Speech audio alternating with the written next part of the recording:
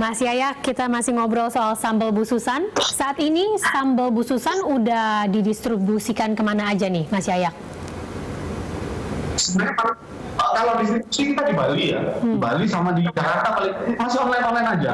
Jadi kita tidak punya toko khusus. Kalau dulu di awal-awal itu kita memang pernah kerjasama di beberapa toko supermarket. Di Jakarta ada beberapa supermarket besar, terus di Bali ada beberapa supermarket besar, dan ternyata segmentasi pasar kita bukan di industri yang kayak head to headnya sama apa namanya produk harian yang sudah instan atau segala macam. Jadi kita jadinya ke oleh-oleh. Jadi kita distribusinya di Bali sama di berapa reseller yang memang dia menjual oleh-oleh. Dalam berbisnis ini kan pasti ada jatuh bangun, untung rugi. Ada nggak sih momen-momen di mana sejak Mas Yayak berjualan sambal ini, di mana Mas Yayak ada yang terpuruk lalu bangun lagi, gimana yang bisa di-share? Di tahun 2013 kita bangkrut ya. Bangkrut sampai M lah nilainya itu. Bukan karena sambal sebenarnya, karena nggak fokus sayanya yang nggak fokus. Jadi dulu sempat diingetin kita, jadi ini buat teman-teman, kalau mau bisnis, kalau bisa punya mentor atau punya komunitas yang sevisi. Jadi kalau saat kita ada jungkir baliknya, mereka bisa ngasih support. Jadi dulu awalnya pas di bagus-bagusnya sambal itu saya sudah diingetin bahwa nanti bakal ada godaan second bisnis. Akan ada godaan, itu pasti. Tapi kalau misalnya saran saya, waktu itu si mentor saya bilang, sarannya jangan digubris apapun yang menawarkan keuntungan, karena ini belum di topnya. Pada waktu kita punya target adalah 3M sebulan, target sambal. Waktu kita punya target 3M, dan ternyata kita kan belum achieve ke situ. Belum 3M, tapi udah gede dong, maksudnya udah seger lah, dapetnya udah seger. Dari situ mulai datang, Mas bisnis ini yuk, itu yang tantangannya di sana. Hanya kita tergoda, berharap dengan bisnis baru bisa menambah rupiah, menambah omset. Yang ada malah bisnis baru ini menggerus yang sudah established ini, sehingga ini terbengkalai. Bisnis yang kita udah jalanin terbengkalai.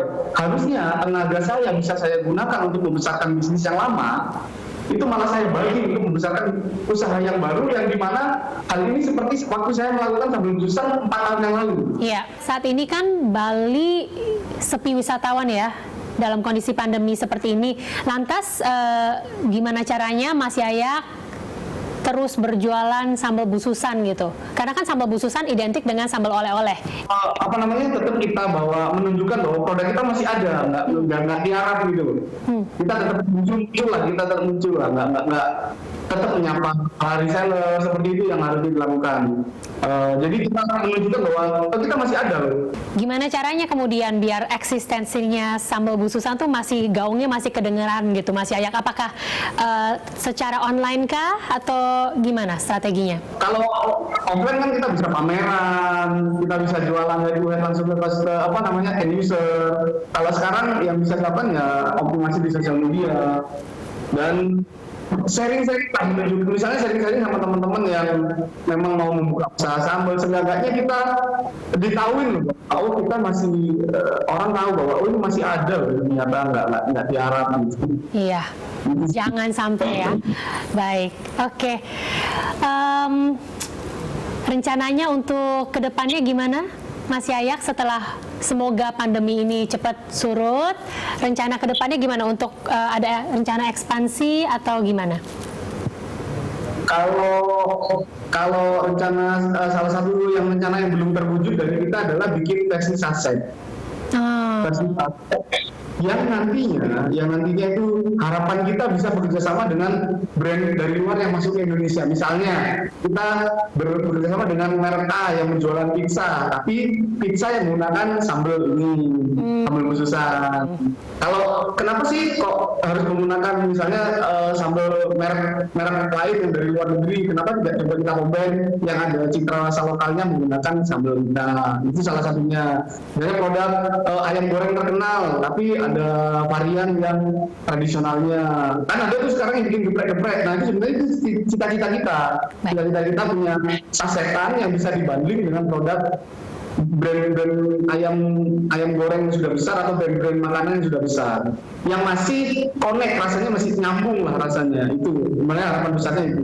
Baik, Mas Yayak, kita tunggu ya sampai cita-citanya Mas Yayak dan juga Bu Susan terwujud gitu ya. Makasih Mas Yayak udah sharing story-storynya di Creative Money. Sukses terus ya dan sehat selalu tentunya. Baik pemirsa, terima kasih Anda sudah bersama Creative Money. Jangan lupa terus cuci tangan, pakai masker, jaga kesehatan dan jaga jarak. Sampai jumpa, saya Luisa Kusnandar undur diri. Terima kasih.